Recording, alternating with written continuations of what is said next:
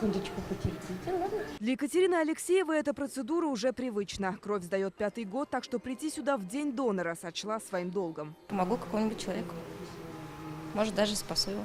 У меня редкая группа крови, первая отрицательная, поэтому я ее всегда буду сдавать. И таких добровольцев здесь сегодня сотни. Очередь и в Нижнекамском центре крови. Почетные доноры приходят как по расписанию. Для Валерия Цицулина это почти 200-я сдача плазмы. Делюсь с людьми своим здоровьем, а также в курсе всех анализов своих.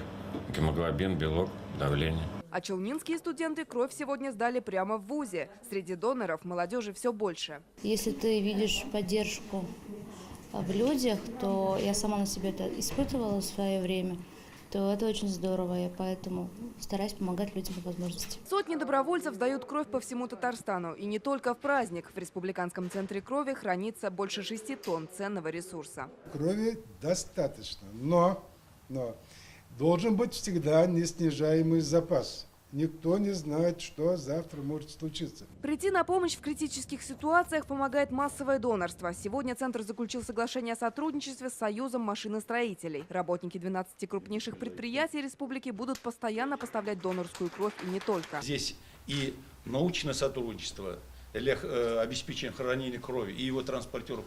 Вот такая мобильная станция переливания крови теперь может заехать на территорию крупнейших республиканских предприятий. А каждый желающий работник заводов сдать кровь прямо внутри фургона.